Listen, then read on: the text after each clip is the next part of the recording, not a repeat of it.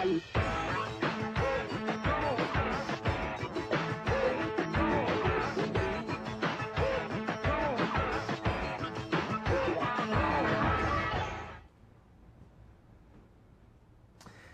bom dia galera, bom dia XP, muito bom estar de volta depois de alguns dias de férias, voltar ao convívio aí dos nobres amigos, começando numa sexta-feira para começar devagar, ou seja, segunda-feira, daí para segunda-feira assim acelerar, mas o mercado não está devagar, infelizmente acelerado para a ponta de baixa, bolsas lá fora na Europa trabalhando num território negativo, aparentemente o que houve ontem foi de fato só uma quinta de reversão, né? A famosa quinta de reversão que o Lauro sempre comenta. Na verdade não foi bem uma quinta, foi só a quinta de reversão, na verdade. Hoje a gente já voltando para o território negativo depois de 5 dias de queda do nosso Ibovespa. Bom, a agenda não é das mais fortes hoje, mas a gente tem uma divulgação importante, que é a do PIB dos Estados Unidos.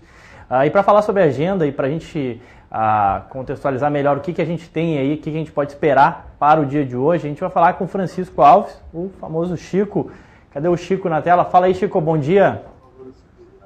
Muito bom dia, meu caro Will, muito bom retorno a você, ótimo tê-lo de volta aqui conosco. Bom dia, XP, muito bom dia a todos. A agenda de indicadores hoje nos Estados Unidos nos reservará 2 indicadores às 10h30 da manhã, talvez o indicador mais esperado e mais importante da semana, o Departamento do Comércio divulgando o PIB do terceiro trimestre dos Estados Unidos, dado preliminar, portanto, 10h30, PIB do terceiro trimestre preliminar dos Estados Unidos. 11h55, nós teremos a Universidade de Michigan divulgando o índice do sentimento do consumidor de outubro, dados finais, portanto 10,5 PIB dos Estados Unidos, terceiro trimestre, 11,55 índice do sentimento do consumidor de outubro, dados finais da Universidade de Michigan. Lembrando que nós tivemos aí um dado bastante negativo na Espanha, a taxa de desemprego divulgada subiu para 25,02% neste terceiro trimestre, ante 24,63% no segundo trimestre, é um recorde histórico aí, superando a casa dos 25% a taxa de desemprego na Espanha, meu caro Will. Bolsas lá fora, especialmente na Europa, reagindo negativamente a esse dado, né? Sem dúvida, além do dado da Espanha, muito negativo, muito ruim essa taxa de desemprego divulgada, dados da confiança do consumidor na França e também na Itália vieram aí piores que o esperado, dados mais fracos, considerados mais fracos, o desemprego espanhol, e também preocupações aí em relação à situação já da Espanha amplamente divulgada ao longo desta última semana. Tá ótimo, Chico. Muito obrigado. Bom dia. Bom falar contigo. Muito obrigado. Bom dia. Ótimo retorno a você também, Will. Valeu. Bom, conforme o Chico comentou, esse dado da Espanha assustou, né? Essa taxa de desemprego muito elevado lá, fez com que os mercados na Europa trabalhassem um território negativo, mais de 1% de queda na sua grande maioria. E também na Ásia não foi diferente, a gente viu os índices asiáticos terminando também com mais de 1% de queda, então tudo indica aí para uma sessão negativa na esteira desses dados de desemprego na Espanha. Na verdade, nada de novo, né? A gente já está acostumado a ver esses dados bastante fracos, especialmente vindos da Espanha e da atividade econômica europeia. Às 10h30 a gente tem a divulgação do PIB do terceiro trimestre, né? Eu tive agora de férias, estive lá em Nova York e de fato assim, a atividade econômica não parece das mais robustas, pelo menos o que que deu para se observar bastante é uma atividade de turismo sim, intensa, né? Especialmente em lojas tradicionais, como loja da Apple e por aí vai, mas em geral a economia não parece das mais aquecidas e o que se fala muito lá nos Estados Unidos agora, nesse momento, é o clima de eleição que tomou conta, digamos assim, do país, né? Então, o noticiário econômico ele fica até um pouco de lado e o noticiário, os debates políticos e tudo que se espera em relação à eleição é que vem sendo mais comentado lá. E no que tange a economia, não deu para ver uma atividade tão robusta assim, só o turismo, de fato, ajudando. Vamos ver como é que sai esse resultado agora às 10h30 e depois a gente tem confiança do consumidor, também bastante importante de analisar. Bom, saindo um pouco dos Estados Unidos, vamos lá vamos para a nossa área de análise, falar com o Diego, falar sobre o resultado de Grendene, é isso, Diego? Exatamente, Will. Bom dia XP. Na verdade, primeiro eu vou falar de Odontoprev, também soltou resultados ontem. O lucro veio 6% menor do que o mesmo período de 2011, no caso do terceiro trimestre, tá? Muito devido à alta da sinistralidade. Na verdade, isso já era esperado pelo mercado, tá? A gente não vê hoje uma alta, a gente não vê os papéis do Odontoprev em alta hoje, pelo menos, tá? Até porque os múltiplos já são bastante esticados e como o resultado veio dentro do esperado, a gente espera uma influência neutra ou então a ação realmente cair, já que o papel do Odontoprev é muito caro e o resultado veio sem maiores surpresas nesse trimestre. Já a Grendene, por outro lado, surpreendeu positivamente, resultado muito forte, resultado operacional da empresa, o que é importante, aumentou 99% entre um trimestre e outro, e o lucro líquido cresceu 43%. A Grendene ela tem um caixa líquido muito robusto, então ela usa esse caixa para investir no mercado financeiro, acaba gerando um resultado financeiro muito grande, o que contribui muito para o lucro líquido. Isso historicamente. Esse trimestre não, foi diferente. O resultado operacional contribuiu muito para o resultado final, então a gente ficou animado com isso, a gente está até revendo a nossa recomendação de Grendene aqui, e também pela estratégia da empresa de passar a fazer mais parte do varejo, estar mais presente no varejo, inclusive adquirindo franqueados. Isso agradou bastante a gente, então a gente pode esperar uma sessão positiva para os resultados da Grendene. E uma última notícia, o Abril Educação comprou 51% de uma empresa que faz curso preparatório para concurso público à distância. Financeiramente falando, isso não representa muito perto da Abril Educação, tá? Representa pouco menos de 0,5% do valor de mercado total da empresa. Mas, estrategicamente falando, é muito bom para a Abril Educação. Ela está entrando num novo segmento, inclusive competindo com a Estácio, agora que já está nesse segmento através da Academia do Concurso Público. Então, a gente acredita que o impacto nas ações deve ser marginalmente positivo, mas dentro da estratégia de crescimento da companhia faz todo sentido e nos agradou bastante, Will. Muito bom, Diego. Obrigado. Bom dia. Bom dia. Bom, ainda falando de resultados de terceiro trimestre, a gente teve o resultado da Tractibel, a TBLE3, que está na nossa carteira recomendada de dividendos, tá? É um dos portos seguros do setor elétrico, depois daquela medida provisória 579, que deu uma balançada com essa medida que se refere às concessões, né, renovação de concessões, e que acabou balançando todo, mexendo abalando as estruturas do setor elétrico. A Tractibel ela sai ilesa dessa medida provisória, uma vez que todos os seus contratos de geração de energia, eles não seguem, né, a lei que veio a ser alterada por conta dessa medida provisória 579. Então a Tractibel consegue sair de fato ilesa dessa MP 579, não teria por que ser afetada no curto prazo, e divulgou números muito bons aí, com volume de venda de energia forte e preço de energia também mais elevado. Junto a isso, a empresa controlou bem custos e despesas e conseguiu ter uma margem operacional melhor. Então a gente espera aí um resultado positivo das ações da Tractibel frente a esse resultado que ela reportou. Ela divulgou também juros sobre capital próprio, tá? Ela vai ficando ex ainda lá em novembro, então ainda daria para pegar esse juro. Não é um yield tão relevante assim, mas a gente segue gostando do case, segue com a nossa visão atrativa para Tractibel. Bom, saindo do mundo corporativo, vamos lá voltar para a nossa área de análise, falar com o Lauro. A Grendene ontem chamou a atenção, né? Parece que alguém já sabia alguma coisa desse resultado. Será, Lauro? Bom dia, Will. Bom dia, XP. É muita coincidência, né? Como é que o mercado consegue antecipar esse tipo de resultado. Realmente a Grendene mostrou força, rompeu resistência. Infelizmente a gente não tinha um call de compra, mas realmente o gráfico mostrava antes que viria um resultado bem interessante. Ontem o Ibov, William, fez um movimento de alta depois de 5 quedas consecutivas, então a quinta de reversão funcionou mais uma vez, né? Claro que nenhum tipo de estratégia, nenhum tipo de estudo funciona 100% das vezes, mas tem funcionado muito bem a quinta de reversão, tanto é que na quinta-feira da semana passada nós tínhamos tido 4 dias de alta consecutivas e quinta-feira passada queda. Depois, a partir de quinta-feira, 5 quedas seguidas e ontem alta. Mas parece que a reversão vai ficar por ontem mesmo, pelo menos é o que o índice futuro vai mostrando. Vamos caindo aí 1,07% desde o fechamento de ontem. Então, estamos indicando uma abertura aí baixista para o Ibov no dia de hoje. A tendência do Ibov é claramente de baixa. Nós temos suporte apenas na faixa de 56.200 pontos e a resistência fica em 58.400, que é a zona de antigo suporte que agora funciona como resistência. Ok, William? Para hoje, eu estou de olho aqui em algumas vendas. JC, filma aqui, por favor. Nós temos aqui, depois de forte queda, Copel anda de lado aqui por várias semanas.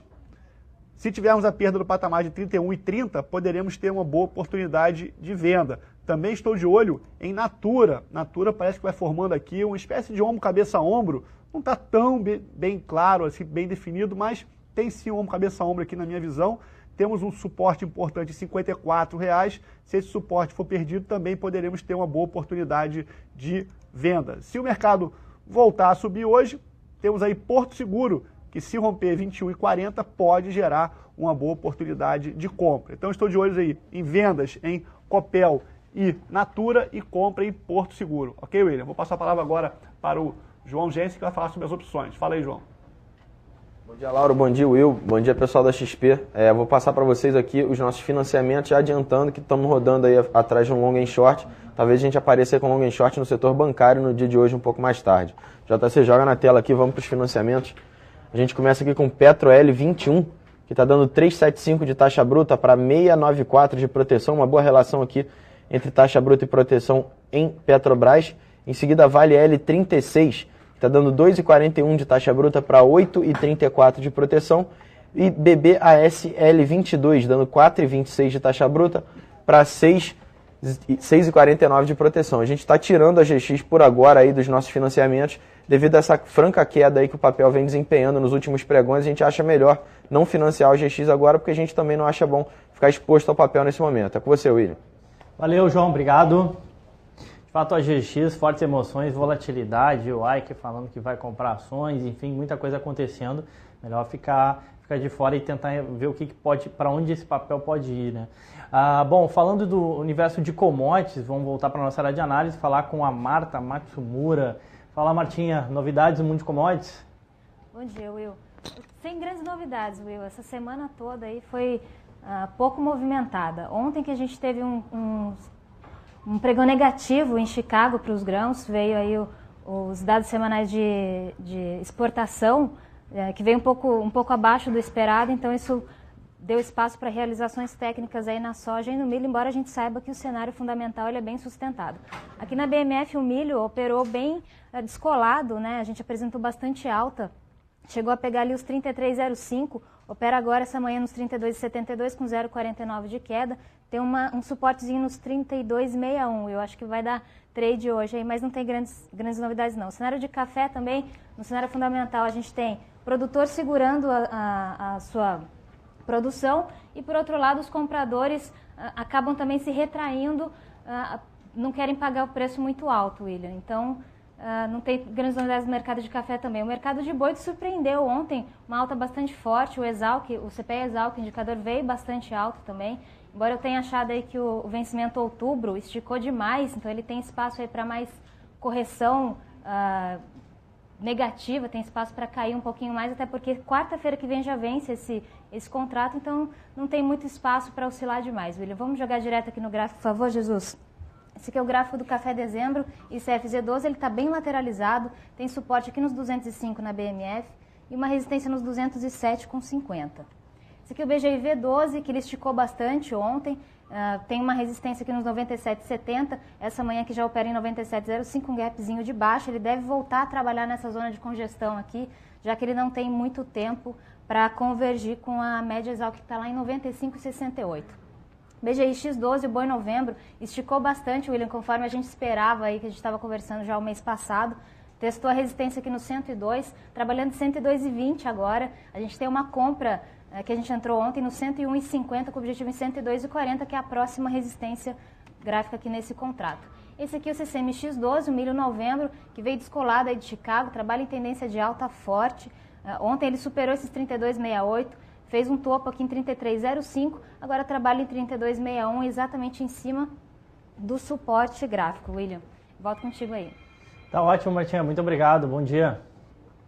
Bom, já cortaram a Martinha. Bom, isso é para a gente conseguir falar com o Sasaki. O Sasaki não está aqui hoje na área de análise, mas vai trazer o seu comentário de índice futuro e dólar diretamente de São Paulo. A gente vai falar um pouco para entender para onde... O índice futuro já abriu em queda, né, repercutindo esse dado que a gente viu da Espanha, né, um dado de taxa de desemprego bastante forte lá. As bolsas europeias todas trabalhando no território negativo, assim como na Ásia fechou em campo negativo. O índice futuro já trabalhando com mais de 1% de queda. Vamos falar com o Caio Sasaki, que agora sim está na tela, direto da torre de controle. Fala aí, cadê o Sasaki? Tem um delayzinho. Olá, Will, bom dia a todos. Bom, o mercado caindo feio, testando patamares importantes que podem decidir por uma queda mais expressiva aí no nosso mercado e no mercado lá fora também. Começando a falar um pouquinho sobre o S&P Futuro, temos o S&P Futuro trabalhando num ponto de suporte importante, que é essa região aqui do 1.395. A perda deste ponto deve acelerar o movimento de queda lá fora. Neste caso, abaixo deste 95, o próximo suporte imediato estaria lá no 1.392. Já na contramão, o mercado precisaria superar a região do 1.402 para ensaiar algum repique no dia de hoje. Mas vale ressaltar que mesmo se esticar esta puxada até a região do 1415, região de marcou máxima nos últimos 2 dias, ainda não animaria para maiores altas. Somente acima deste patamar, o mercado começaria a respirar com um pouco mais de conforto. Já com relação ao nosso índice futuro, o mercado abriu aqui com boa queda, embora esteja ensaiando alguma reação neste momento, a expectativa ela não é nada otimista. Para baixo, se o mercado perder essa região aqui dos 57.200 e os 57.050, também consta na folha de pontos para day trade, a gente deve ter um movimento de venda bem expressivo no nosso mercado. Isso, tecnicamente, graficamente, deve acentuar o movimento de venda para as próximas sessões. Para o dia de hoje, para cima, se o mercado romper esta região aqui dos 57.600, podemos ter um movimento de repique aí de compra numa região do fechamento de gap, lá nos 57.900. Contudo, vale ressaltar que para o mercado começar a animar, precisaria superar a faixa aqui dos 58.750 aos 58.850. De qualquer forma, neste exato momento, o mercado não passa esse ânimo todo, vale ficar de olho nesse ponto mais pertinho aqui nos 600 ou na perda ali dos 57.200 para o movimento de venda. Com relação ao dólar futuro, a moeda ainda segue totalmente lateral dentro da congestão formada aí nos últimos dias. Para baixo, se a moeda perder a região do 26,5, deve buscar o próximo suporte lá no 2,024. Para cima, a moeda encontra resistência na região do 2,029, mesmo se romper este ponto, ainda encontra boas resistências lá no 2,030,5 e 2,033. Uma puxada até esses patamares ainda não passa consistência para maiores altas, precisaria superar este 33 para começar a ganhar algum fôlego na compra. Para fechar, vale ressaltar que ontem os estrangeiros atuaram com aproximadamente 2.000 contratos na venda do dólar futuro. Com isso, a posição total dos estrangeiros vai para 90.000 contratos vendidos nesse momento. Já com relação ao índice, ontem houve compra de 1.770 contratos aproximadamente. Com isso, a posição dos estrangeiros ainda segue vendida, em aproximadamente 45.000 contratos. É isso aí, Will. Um ótimo dia para todos. Valeu, Sasaki. Muito obrigado. Bom dia. Muito legal essa tecnologia. Enfim, o Sasaki lá em São Paulo conseguiu passar para a gente as expectativas do índice futuro e dólar. Bom, pessoal, essa foi a nossa reunião matinal. Agora, lembrando, às 10h30, divulgação mega importante do PIB do terceiro trimestre dos Estados Unidos e depois a gente tem a confiança do consumidor. São indicadores muito relevantes para o nosso dia, que aparentemente começa com uma sexta-feira negativa para os mercados acionários, Bom para quem está vendido, Sempre lembrando que tem os dois lados se analisar o mercado, Para quem está vendido, acaba que essa sexta-feira em baixa é positiva. Então é isso, pessoal. Desejo a todos um ótimo dia, excelentes negócios, sem desânimo porque a bolsa está em queda. Vamos buscar boas oportunidades também para se operar nessa queda. Então é isso, um abraço, vamos com tudo.